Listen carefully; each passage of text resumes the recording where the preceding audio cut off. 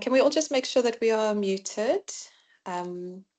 Afternoon, colleagues, and welcome to this Global Health webinar. I've heard some familiar names coming into the space.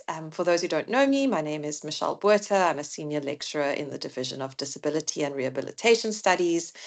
I'll be facilitating our webinar this afternoon.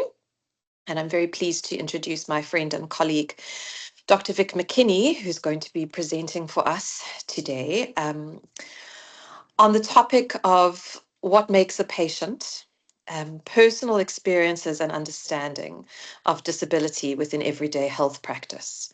I'm going to leave him to do the great reveal of where he's in fact coming to us from today. But let me just tell you a little bit about Vic before I hand over to him. So Vic is currently a postdoctoral fellow with us at the Division of Disability and Rehabilitation Studies, but he has had a career in disability studies research and also in activism, both at grassroots level and further up at parliamentary level.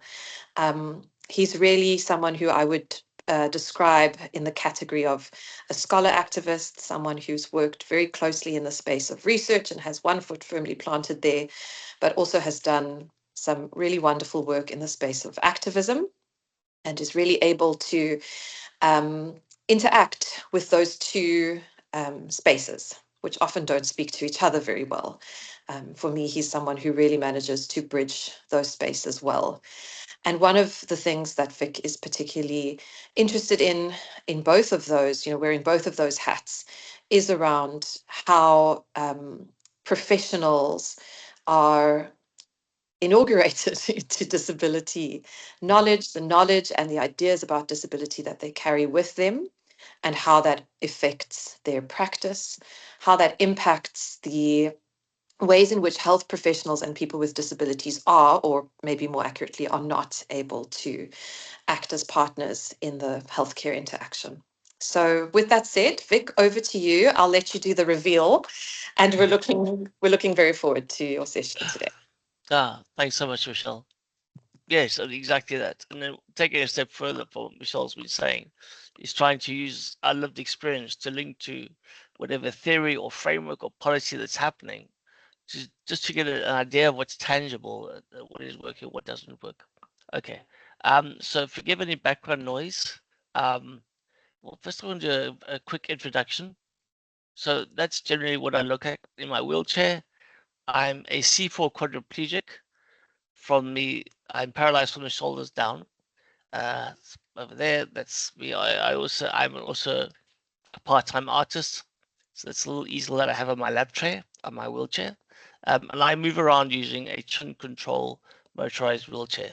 So it's like my own little taxi that's battery operated.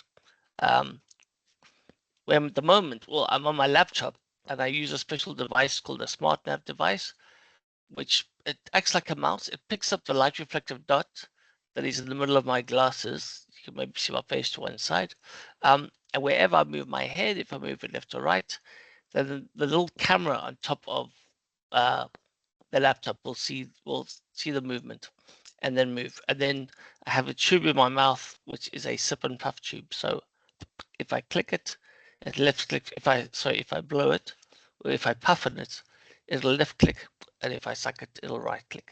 So once I'm on my laptop and this is connected, there's nothing that I cannot do.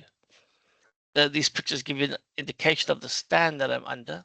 So I lie under a stand in bed, and generally I can't sit in my chair all day long. I can sit for 5 hours at the most. But often if I need to work, I'll just lie down so I can work on this or work through the night, etc. So it's and I realized this a while ago, that how do I carry on working if I have to lie down? It's not going to be healthy. I'm going to damage my skin. But I had to carry on working. I think this is at the time I was busy with my master's quite a few years ago. I had to carry on, so quickly got 2 panels of wood, added it onto this frame, and then lay under it. So where that little silver dot is on the right is that's the camera looking down on me, and that's me looking up at the laptop. Yeah, so I tend to look like an air traffic controller when I'm operating my PC. Where I am right at the moment, I'm actually in a hospital. I was admitted on Saturday. I had a bladder infection which wasn't reacted to antibiotics properly. So parts of me were becoming inflamed, and I just to make just as a precaution, I came to emergency on Saturday evening, and have been there, just admitted me, watching my bloods, watching the infection level, etc. So I'm in the right place, not in any danger, but just under observation. So it's kind of appropriate to our chat. And being where I am right now, I'll share as well the ward, etc., and the dynamics behind it, and how that kind of impacts it. It really emphasizes one of the points we'll chat about later. Okay. So I'm just going to briefly dive in about what governs disability and how I came to choose um, this kind of thing. As Michelle mentioned, I'm passionate about education, and especially inclusive education, um, or developing inclusive curricula and programs. Many of us have found that we constantly produce graduates who know very little about disability, how to communicate with people with disabilities, or how to accommodate them in their professional practice, or even in the economy. Yep. So the so medicine and education in a way govern disability. To quite an extent, they play the role of gatekeeper, especially medicine. It decides who's sick, who isn't. We use that lens between people and disability in societies. And there's a power dynamic that's developed between medical practitioners and people with disabilities. Um, People disabled are viewed constantly often as patients. So if I'm lecturing at a critical care, or if I'm on a special medical campus in the UCT, people think I'm going there to see treatment, and they often wonder where I'm going and why are you going this way? The doctor's this way. It's interesting. I said, no, I've come to lecture, and they often look surprised. And then education also plays a role as well, especially if for children with disabilities, because education often separates disability from society through special schools or different kind of schools. Okay, we know that we all know many of us know the goals of White Paper 6, but that those haven't been realized, and we're still living in a state of not quite fully mainstream or inclusive schools. And then through school years, we are socialized into believing people with disabilities are different or don't belong. And so this impacts on how we approach the rehabilitation once we come into practice. Okay. Um, I'm going to jump in with a picture. Is that, just as health professionals, we cannot underestimate the impact of the correct or incorrect intervention. So there's two pictures here. The one is a picture of a child almost sliding out of a wheelchair. It's not fitting. It's a child with cerebral palsy. You can see that the bottom half of the child is almost fully off the wheelchair. There's a lap tray. He's just holding his one arm up. He's skew. He's just about hanging in the side. Where on the right-hand side is a child in an appropriate wheelchair buggy, sitting upright. There's a stabilizing foam between his legs. His legs are apart. His feet are on the footrest. His arms on the lap tray. I have just blurred out the faces for privacy reasons, but I have left a big smile on the face, the one on the right, who can sit up properly on a chair and now engage and interact. You cannot teach a child who's falling out of a wheelchair or uncomfortable. And the upshot is this is the same child with proper assessment on the right hand side. So it makes a huge difference before you can engage, and just shows the role, highlights the role of important health delivery, especially in terms of a device like a wheelchair. So I have a very specialized wheelchair, and if it isn't right, I can't sit up. Recently, I use a special cushion called a gel cushion, um, and it costs about 10,000 rand for the cushion alone, but it'll last about 10, 11 years. Um, and that's to help protect my skin, because as a quadriplegic, I tend to be quite bony, and also I don't have good circulation. So I have to have that special kind of cushion to sit on. Um, and one actually split about 2 weeks ago, and I couldn't get out my wheelchair till I got a new one. So lucky I had to get a DHL down from Joburg. Luckily supplies had here because they made in America, and I was setting up in about 3 or 4 days later. But that service isn't always available to everybody.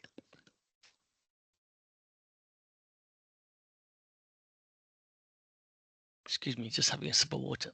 So that's just the importance of the role we play. Okay. And then treatment of patients, what's expected? Well, ideally, it's a combination of professional responsibility, empathy, and respect, and ideas to build a trusting relationship that involves mutual understanding, shared decision making, a recognition of the patient's autonomy, respecting their rights, and prioritizing their well-being. And all this happening with effective communication, compassion, and with the promise of confidentiality. Okay. Right. So health and rehabilitation outcomes are generally reliant on the quality of healthcare and access to services. Okay. Also linked to determinants of health, which of course has a range of factors, including these are social, political, economic, environmental, and cultural factors, and then as well as personal factors. You know, we experience these things, and especially when it comes to aspects like intersectionality, where a person's background is from, what education levels, etc., has a huge amount on their ability to access education. And then once they access health, and once they access health, how they make the most of it or maximize it. Okay. So looking back on the recent framework and strategy for disability and rehabilitation services in South Africa from 2015 to 2020, it was developed with input from people with disabilities and rehab professionals and other stakeholders. So that was a step in the right direction. And it promoted CBR in terms of community-based rehabilitation, which of course emphasizes participation, empowerment, and inclusion of people with disabilities in the communities, and inclusion at all level. Okay, it's not just to come along at the end; it's to be included with things, be at the table when decisions are made. In other words, from concept stage. So that was an important step in realizing that people with disabilities are experts in their own lives and have an idea what they need. Okay. And then just more recently, I was called on the WHO Regional Committee for Africa, a busy meeting now in July of August 2025. And they're developing the regional strategy to strengthen rehabilitation in health systems 2025 to 2035. And point 19 particularly stipulates to harness capacity for rehabilitation, leadership, planning, and governance. I'm not going to read it all out, but amongst that, it includes that ministries of health should lead priority sector reforms and include development partners, civil organizations, and this must include people with lived experience in order to champion their development. So it's becoming more and more recognized that the importance of including people with disabilities should be a part and parcel of developing any kind of policy, strategy, or implementation. Okay. I should also add this should always include monitoring and evaluation as well. Okay. So that's all very well. So I'm just going to reflect on my story and see how far we've come in terms of my eyes. So I'm going to kind of reflect on my experiences of myself and a friend of mine as quadriplegics, high-level quadriplegics, paralyzed from the shoulders down, living in South Africa since like the last 30 years. So I became paralyzed in 1987. I was in a road accident, unfortunately. I was 19 years old, so I was young, I was a student. And so when I was recovering from my accident in hospital, I was given forms to go live in a special home for wheelchair users. And that was kind of how disability was dealt in those days, is that if you couldn't be fixed, if you couldn't be healed, the kind of message was loud and clear. You didn't belong. You had to go live in a home, never really to be seen again, you know. And one thing that's been quite troubling to see is that over the years, South Africa has a very high level of spinal cord injuries. So the international rate for spinal cord injuries is 23 injuries per million people. But in South Africa, that figure's gone up to 75. In fact, the latest one is 76. So 76 people per million people. So it's almost, triple that around the rest of the world. And this has been put down to a lot of extreme assault and violence, and sadly has been part of that, as well as and usually men far outlast women. There's a lot more men that are with spinal cord injury than women. That's often related to lifestyle, perhaps sport or other aspects. But yeah, it's interesting how there's often so many more men than women, even just by it can just be car accidents or strokes or things like that. So it's interesting that yeah, generally in my time, there's 80%, 70-80% of wheelchair users have been men that I've met. But in South Africa, spinal cord injury has become a really sad thing at the rate that it's at, and the causes being linked to assault and trauma in that sense.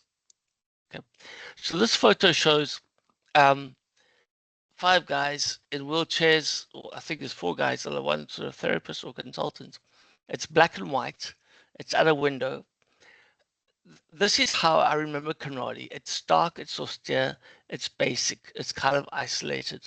And I think this picture is actually from veterans from coming back from the Vietnam War.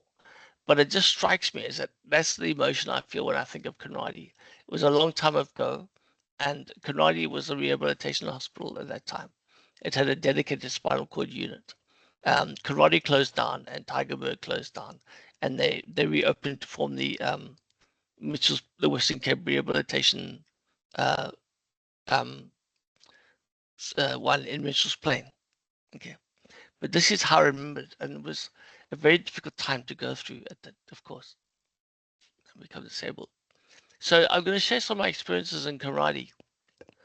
There's some water.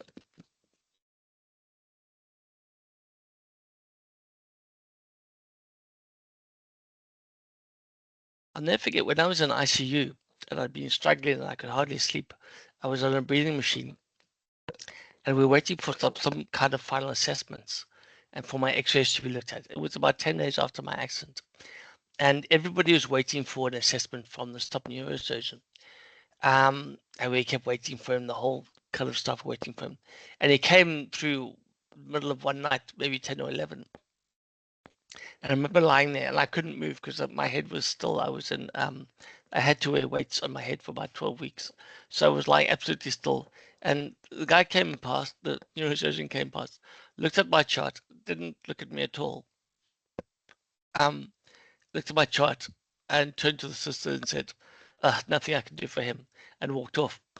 And I remember I felt absolutely shattered and devastated at just this kind of curt remark. Whether he intended like that or don't know, he might well have been tired after a long shift. I don't know. But it was just at that moment, after all that hope was pinned on what he was going to say, etc., to have that kind of, hear that just delivered so impersonally, I guess, was devastating. And I was shattered. I thought, oh, well, that's not going to die. Nothing's going to happen, etc.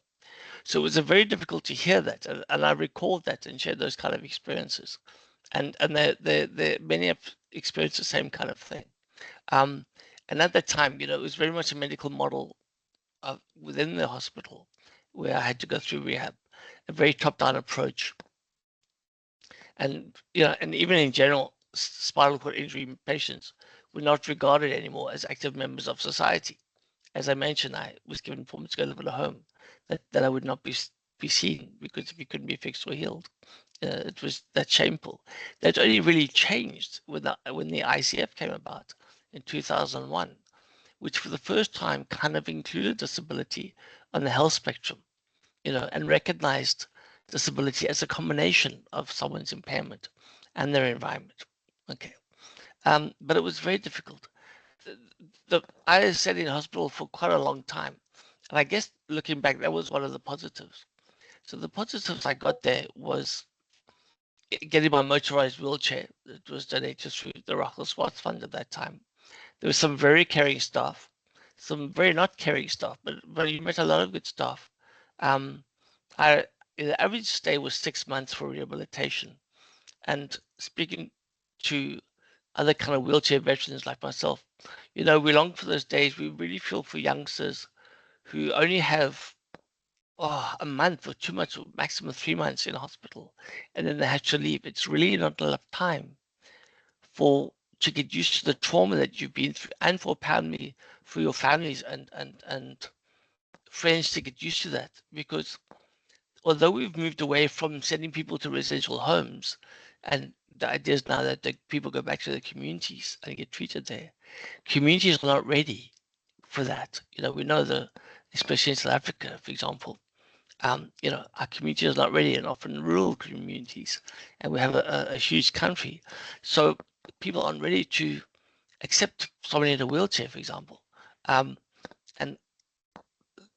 accessibility, for one thing, is not readily available in terms of transport and the built environment. And even the natural environment is hard to get around.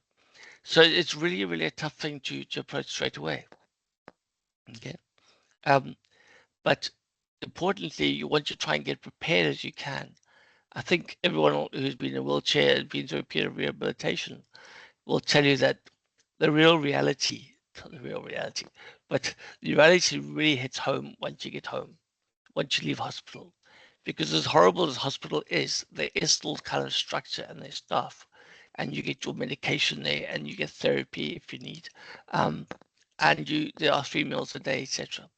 But once you get home, suddenly you may be reliant on, a brother or sister or husband or girlfriend or friend or wife or someone you don't know.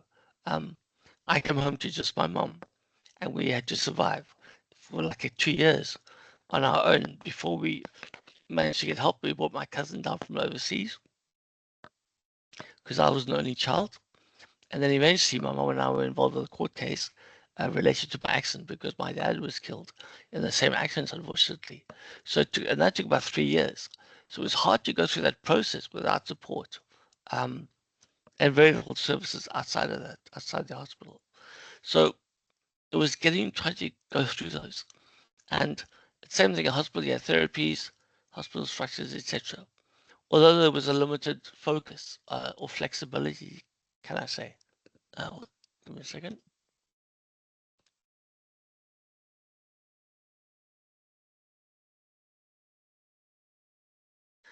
What I found when I was in hospital was generally a period when you were in physiotherapy, and then when you came out of physiotherapy, you went to occupational therapy.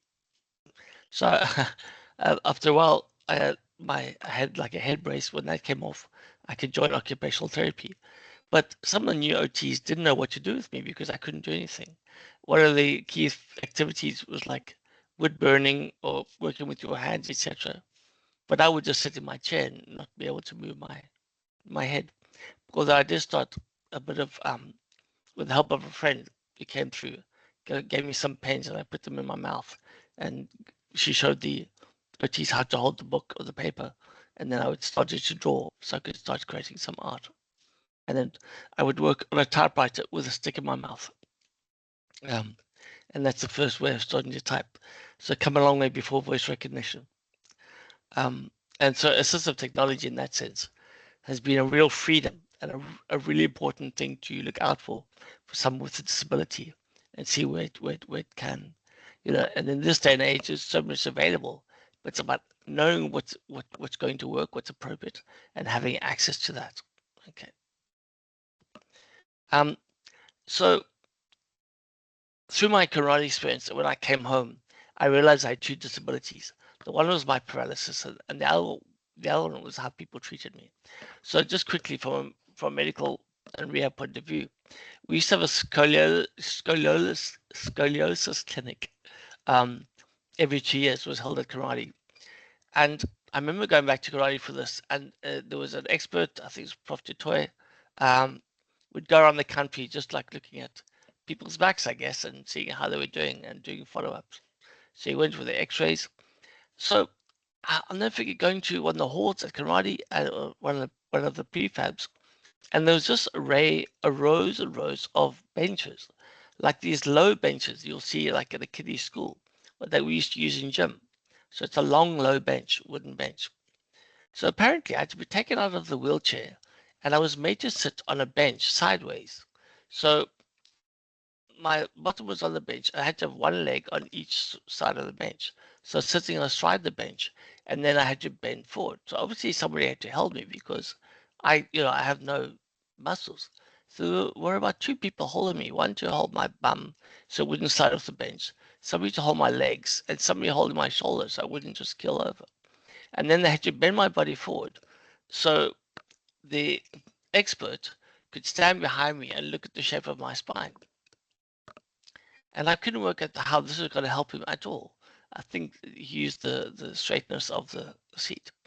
So anyway, we got through that process. He said, "You seem okay."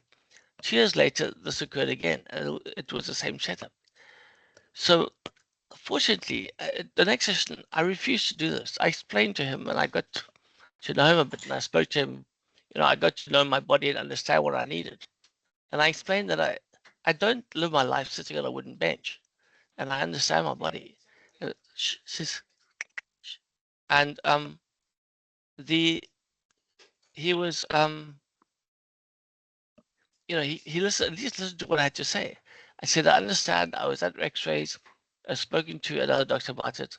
I know my spine goes about 5 mils to the left, and my body pulls this way, and I'll move slightly, which is why I have my trunk supports and a head support.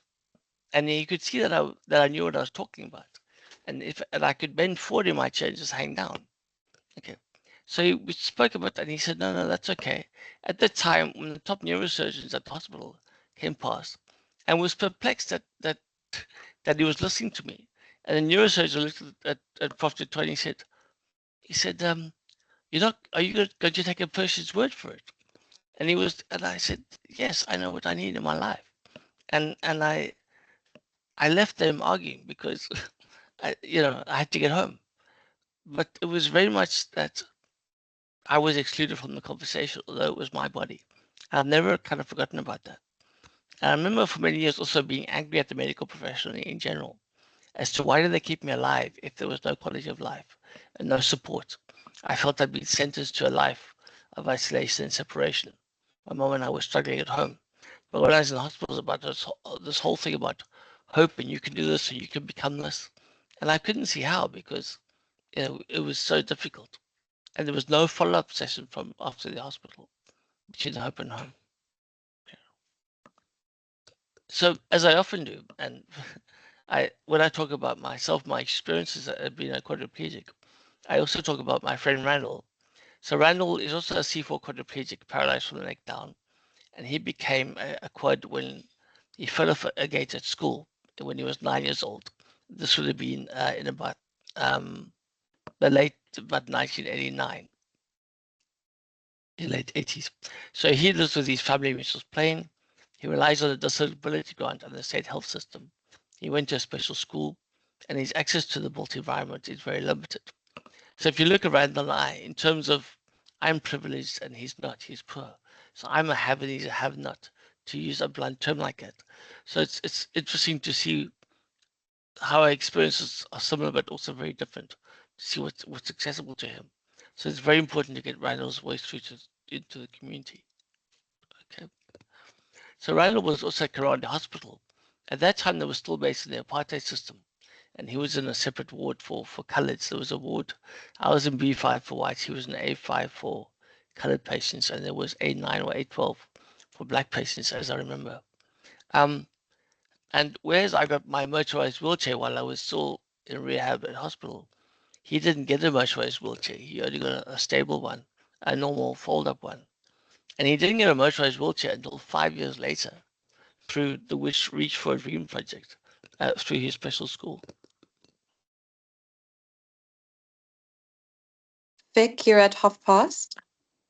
Thanks, Michelle. Just so you know. So for 5 years, he couldn't move properly. He wasn't mobile independently. So that will have a huge impact on how you feel.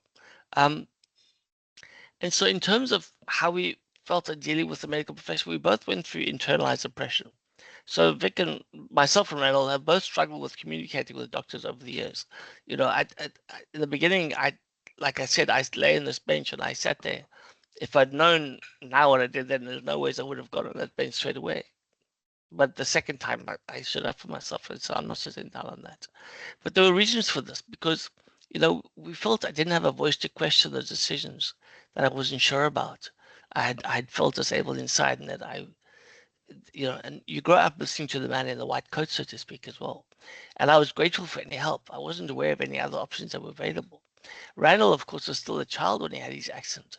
So I had to grow up in that environment, and he's, you know, he didn't have a lot of assistance, especially in school, and he felt like a burden to others because he had to be pushed everywhere in his manual chair. And similarly, his parents were in the same kind of position. Um, and his parents loved him very much, were great carers, but they were also not educated. I remember his mom and dad, and they couldn't read or write. So they all not always understood what he needed or the permanence of his disability. And it was quite sad to hear Rydell explained how about he went back for some treatment. It was about 6 months later, and his mom asked the doctor when he was going to get better. And the doctor explained, no, he's going to be like that the rest of his life. And his mom fainted. She got such a shock. Um, and it was so difficult to hear, and she had no idea that this was going to be forever.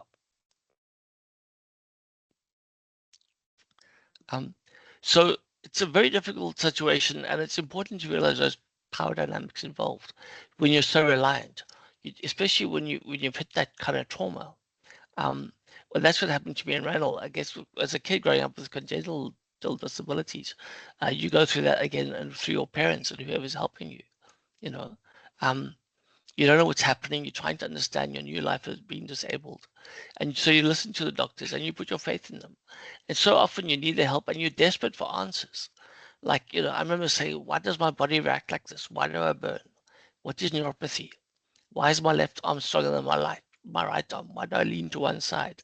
Why do I sweat when I urinate? Where can I get specific device or medication for therapy? Who can help me to advise care and support on sexuality and bladder control? Who can help me and my mom when I get home? Basic questions. Um, so you were catered for in hospital, but not when you came home. And although that was a long time ago, having chatted to Randall and other people in the community, these questions are still remaining, you know. So we're not quite living up to that framework that's been developed. There are still huge treatment gaps in, and I'm focusing now on physical disabilities, just from that personal understanding and story. Okay. And negative attitudes as well affect that, and it certainly fueled our internal oppression, experiencing stigma and discrimination in communities. And that, of course, extends to all sorts of people, including healthcare staff. So often now, still today, when Randall goes to the clinic, the doctors and nurses will ignore him and speak to his cousin who's assisted him. And they will ask her what the problem is. Say, where does he feel pain? You know, and this is extended to beyond that even. We've got documented reports of women with disabilities in perinatal care who've been spinal cord injuries or in a wheelchair, etc. And they're having babies in maternity facilities, and they've been either treated roughly with contempt, and sometimes it's blatant abuse and cruelty by the nurses and staff who are moaning at them and shouting at them for getting pregnant. And I know personally of one story who she'd given birth to her baby. She was a spinal cord injury. She was a paraplegic, and she was in bed, and her baby was in a trolley next to her bed, and the nurse moved the trolley away from her, and the baby was crying, and she wanted to get to her baby, and she couldn't, and no one was helping her, and she literally pulled herself out of the bed, dropped onto the floor, and pulled herself the trolley to get to her baby, and that's really frightening to hear those kind of stories and really disturbing. So there's a lot of unpacking, a lot of kind of work that needs to be done to change these attitudes, and then just to get the basic healthcare needed. And then I also added here, that was PETA or PETA 2017. It's a lot of work with women throughout Africa with disabilities doing perinatal care. I also mentioned psychosocial disabilities, feeling invisible in rural areas, research done by Fasaki and Swartz, and I mentioned that because a lot of people with physical disabilities have experienced psychosocial effect with that. Although Randall and I have both been affected by depression through trauma that we've experienced over the years. And you want that support to get to it. You feel like nobody else understands what you're going through. And I guess that's why peer group training in that sense is so helpful, because you're talking to people who understand you and have had experience. So I, as an experienced wheelchair user, can lend advice and also just lived experience to someone who's newly paralyzed in that sense. Okay. So this is a picture. So where was I? Yeah, a picture of I said Dalia, all too common picture we see, and you see him in a shack. He's in Kosovo, and just a struggle for dignity and to access resources. So he needs help to get to the toilets, to get on and off from his wheelchair, and he must ask his brother to help him, which he says makes him feel useless and uncomfortable. You know, so with these, I don't know what degree of training he's had. Is it possible to him to get a commode or special wheelchair that he could learn to transfer onto? I've also heard people with visual impairments in township areas and who only go out at night, feel very vulnerable, and who and will only go to the garden to relieve themselves. They're scared of going to like the local public toilets because it's not safe.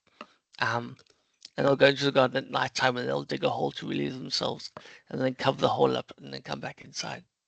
You know, so it's really a struggle to set that basic level to meet health needs. Okay. Yeah. And so negative consequences, of course, is that just from rehab, many rehab programs have their kind of history from the traditional medical model and charity model, where they've come to do things for people with disabilities and look after them, quote unquote. So while this has helped in some ways, it's made some positive changes. It's also kind of contributed to a dependency model. So it's a mindset of a giver and receiver. Excuse me.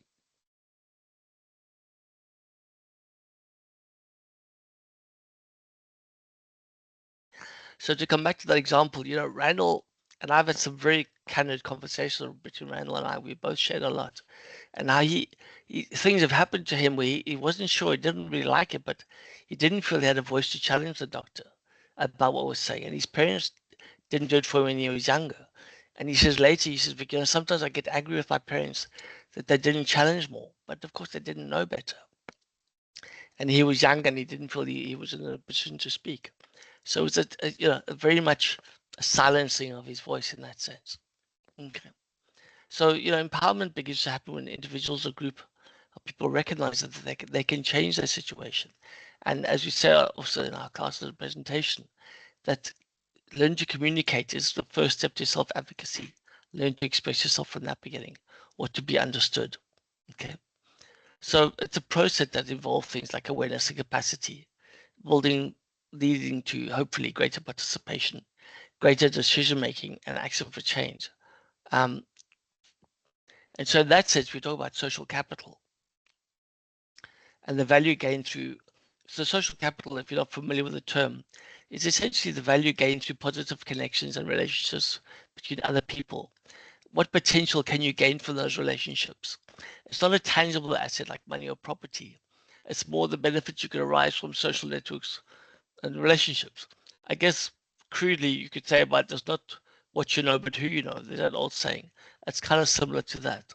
So it's about getting access to information or support opportunities and even a sense of community.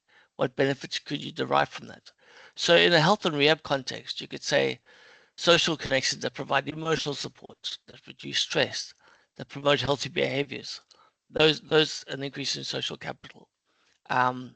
Access to health-related sources. So a prime example from a wheelchair point of view would be a self-help group or an OPD. We used to say DPOs, now we say OPDs. So organizations of persons with disabilities. Okay. And I just got a quick picture here. This is a group that I helped facilitate in Horsen. Years ago, I was part of an active rehab thing. And Horsen, for some reason, for a tiny village town on the way to Manus, I remember the outpatients guy spoke to me. His name was David. He said, Vic, he says, go to this place. For some reason, there were about 8 wheelchair users in this one little town, which is unusual for just one village, but for some reason, it just ended up happening that way. And I would take hair at home, sometimes at home, for weekends and things like that. Carrot is the one in the picture here. There's a picture of 4 guys in a wheelchair, and 3 of them are in manual wheelchairs, some are older, and then the one tall one and on the right end is in a motorized wheelchair with a chin control. That was Carrot. He was a high-level quad. Unfortunately, when he did go home, it didn't last that long, and he's passed away quite a few years ago. But before that, I'd got this meeting together. This is outside the hall in Horston, and just facilitated a meeting between the guys who were there. And they said, for the first time, they'd all been together. I said, look, if you want to, I can help you try to put a group together. I'm not going to take credit for it. If you guys must want to do it and you can drive that, we can just help you provide information. And they were keen, and they got together and they took it from strength to strength. So this next slide, they became part of the Overberg Wheelchair Association, which is huge. And that whole Overberg area kind of developed itself, obviously with help from OTs and local organizations, but really did well. And they got like a garden that encouraged livelihood, entrepreneurship, business. And speaking to Norette, who was a social worker, she said, I know these guys. And she remembers them organizing years later in Horston, managed to get all services to come to Horston. So like your, you know, banks and government departments, social worker, SAS officers, how to apply for a job, how to apply for a loan. So they managed to get all the services in one area that they could talk to each other.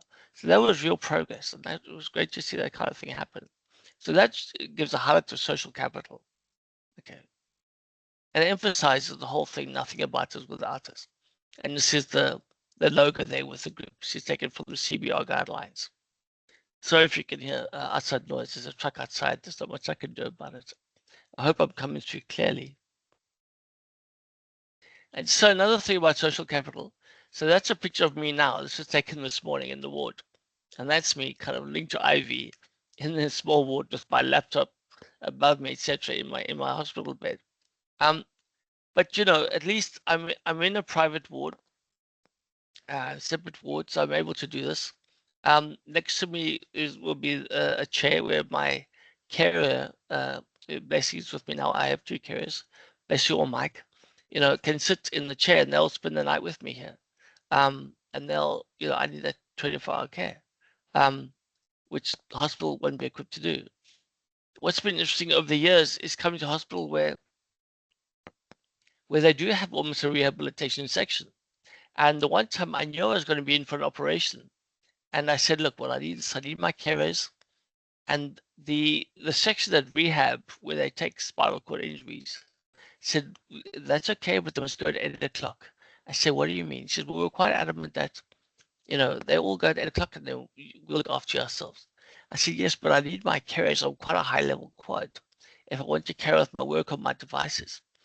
And so their standpoint was, they said, well, look, it's not really fair to the other patients if one person has their own personal assistant and others don't. So there was a dialogue going on there, and it was like,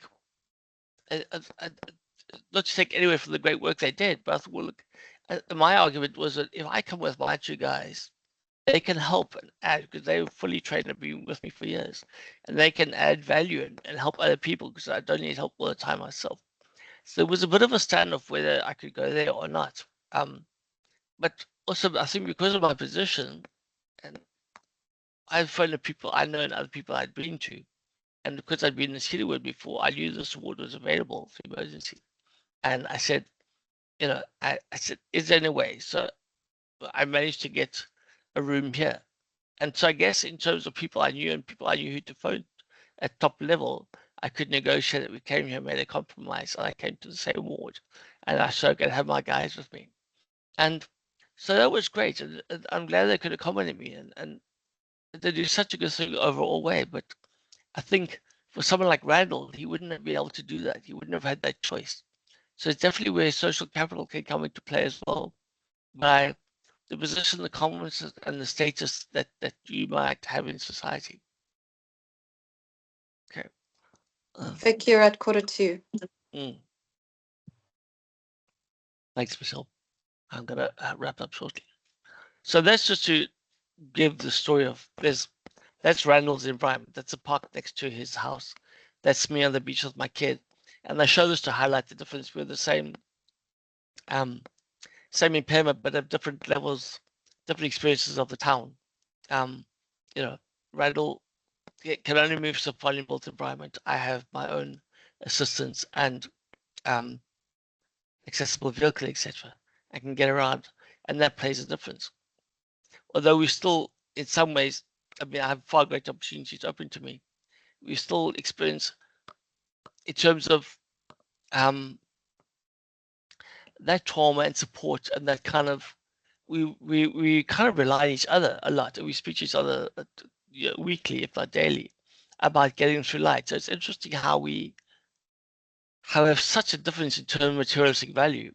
Well, the way he inspires me, or the way he supports me and I support him, is something quite special. It's something that we don't want to lose. It definitely helped me in my lifetime and get through the day. And so coming down to take it forward, for us both, the key thing is awareness and disability education and training. That's the pictures of us lecturing at GCT. And we have done in Stellenbosch as well before.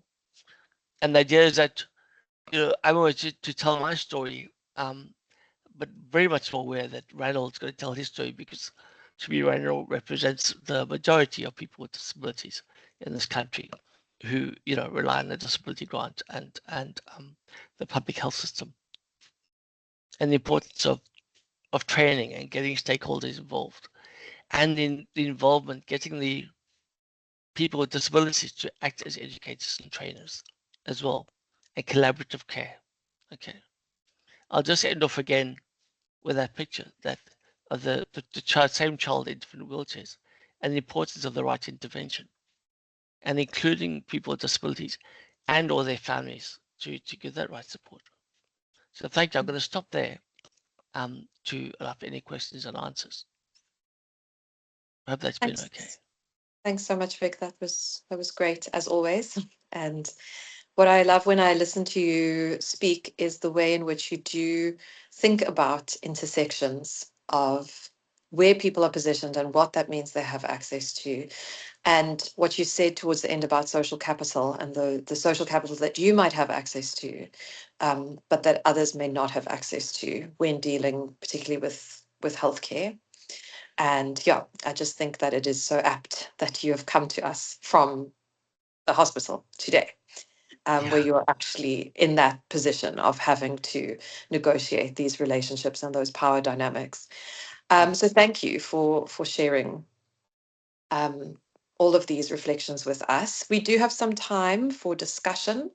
For those who are not aware, I'm severely visually impaired, so I'm using a screen reader on my phone, which means I can manage hands going up, but it is always a bit easier if you would just prefer to unmute yourself and ask your question or make your comment. I'll also have a quick look to see if there's anything in the chat. But yeah, please go ahead if anyone has a question or a comment for Vic.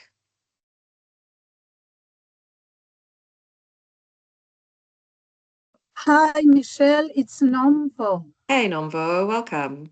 Okay, thank you very much. Oh, it's such a moving story. Thank you very much, Vic, for sharing your life and disability with us in this group. I really appreciate every moment of it. What I would like to ask from Vic is, okay, Vic went through all this. When did you realize that you would like to pursue your studies in disability? Because now you are a disability activist as well as when did that come to your mind exactly? That, okay, this is the line that I would like to take and pursue my studies. Thank you so much. Thanks, Tom. It's a pleasure. Thank you for those kind words. And actually, I do have an exact answer, which I normally don't, but I have an exact answer. So, interesting. I was a student at hospital before my accident. When I came home from hospital a year or two afterwards, The first year was just survival, and then in 1990 I started studying English and psychology through UNISA. I just wanted to really keep my mind active. I was afraid of becoming stagnant, but I never really finished anything. But the real clincher for me was in 2003, and I regretted not studying earlier. My 20s and 30s, I was very much a lost soul. I didn't have imagine a future myself. I had rejected life, and I wish I'd studied more young, and I thought I was losing that. Um, but in 2003, the MPhil in disability studies was starting, and I think Teresa got a hold of me or some other contact from Florenza at UCT and said, Vic, come, and I've known Teresa from earlier from working in the field in community development projects in Philippi, etc. So it was that starting that was a big thing for me. It gave me a real purpose and drive, and I managed to go to do my masters starting in 2003, and be there with some other fellow older kind of veterans with disabilities, if you like. And the idea was for us to take our lived experience and use that in the academy to inform and to teach and to share. So but I learned a great deal, which is very important. And as soon as I finished my master's, I went to do my PhD straight away. I thought it was important. So it was around 2003. Thank you. Sure. Thanks, Vic. Just a reminder as well, colleagues, that Chanel has put the link in the chat for those who need to register for CPD, so don't forget to do that. Would anyone else like to come in with a question or a comment? You're welcome just to unmute.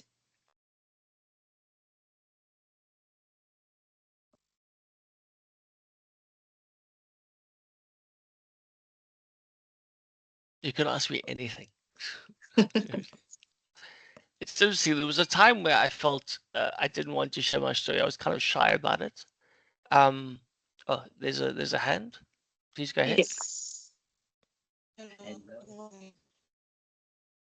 Hello, can you hear me? Yes, we Yes. can. Okay, my name is Calvin, postdoc at Stellenbosch University. Vic, I want to thank you very much for your wonderful presentation and to see you move from a position of a dependent person and today you can make valuable contributions to society. Your experience is quite touching and I think we can really learn a lot from it. Now, apart from the fact that you felt separated, isolated, discriminated upon, I really want to know what was that thing that was pushing you, telling you, no, you need to do something. You need to come out of this position of dependence. What was that push? That thing that kept telling you, please get out of this, go ahead, do something. What was it? And how do you think it can help us as members of healthcare team today to improve on the health of other people who are dependent or who are disabled? Thank you. It's an excellent question because it did take me a long time, and I think I don't think it's often not one singular thing. I think it's a combination of things. And I really, first of all, the love and support of my mom and close and families, and the fact that my mom looked after me so well. I'll be 38 years in a wheelchair this year, and I've never had a pressure sore. Um, so and that's because of the level of care I've needed, and she started with that. I think it's just having love and support of friends and family. I was lucky with that, and also finding a purpose. So I got involved with like community development projects and disability projects in the early 90s through the UWC rehabilitation program in Mitchell's Plain. And that time it was interesting. I was at New Crossroads and Kailich and Young and Google and Googs and etc. And it was changing time, and it was sometimes quite violent years in terms of taxi wars and different things and power vacuums. But I learned a lot, almost about a different country, having grown up as a little white kid in apartheid. But I think for me, the seed was that even though I rejected life myself, it made me realize being involved with communities that, even if I don't care about my own future, I can really have a positive impact on someone else. And without trying too hard, I could help somebody else in their life. And that kind of started to sow a seed. And then on a personal level, I started to get involved with relationships and get more confident with that. And so there were things that I could have used beforehand, but kind of didn't. There were no real therapies, and I wish they had been that time. Peer group training wasn't so big that time, but I wish I'd got involved with things more. But it's not something you can force. Often people who come out in a wheelchair, when you come out of hospital in a wheelchair, the last thing you want to see is another person in a wheelchair.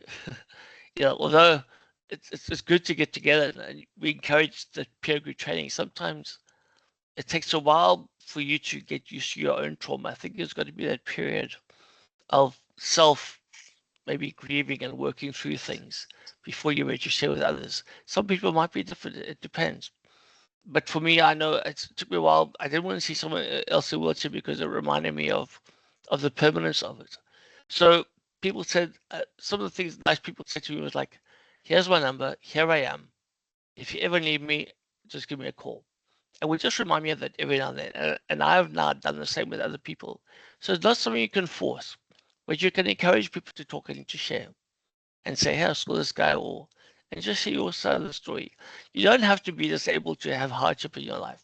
Everybody has hardship at some side. So share what you can to try and get the other person to share. But I think it takes time and just support and try, and that's the main thing. And the human connection. Yeah. Yeah. We have one more hand up, and you're welcome to ask your question. I think that will be all we have time for in terms of questions. Do you want to go for it? Yeah. Greetings. I think this is my turn. And Yes. Thank you, Dr. Vic, for the wonderful story. Very touching. I just wanted to know that you are an advocate. What were the main challenges that you face with the governments and other stakeholders when you do your advocacy work? And most probably, how do you overcome some of these challenges? Thank you. Thank you. Good question. One of the biggest problems is accountability and responsibility and political will. So going to government, different things are often done in different departments. There might be policy there, but it's to get one person to take it on and have a budget. And often that doesn't happen. They say, yeah, we're going to do this, in election times or whatever. But when it comes to doing it, maybe the money's not there, the resources aren't there. And they also don't cooperate properly enough with the disability sector. So I think those are key challenges, that no one takes responsibility and disability is passed on to somebody else, and they don't work enough with us. Yeah, I can take some more questions if I'm okay for time. If There you'd is like to. there is another hand, and we can take that question. If colleagues have to step out, don't forget the link for CPD. Is it Ruth whose hand is up? Yes, it's Go yes, for it. it's with here. Yes.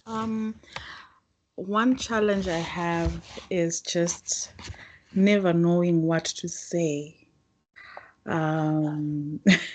How would you like people to speak to you? How do you want Yes. people to address you? There are people who may approach you feeling sorry for you. What is the best way to approach someone with disability and not make them feel less? Yes, thanks, Ruth. That's such a good question, and it's one that asks a lot. And and as I said, we're socialized to thinking people with disabilities are different, and they're not. So I turn it around and I say, how do you think you'd like to be treated? Just treat me like everybody else. And imagine, Ruth, if you're in a wheelchair tomorrow, how do you think you'd like to be treated? Do you think you'd like to be treated differently or just the same as you are now? And the answer is quite obvious. And it's okay to be human about it. Don't worry about making mistakes. Rather talk to me than don't talk to me.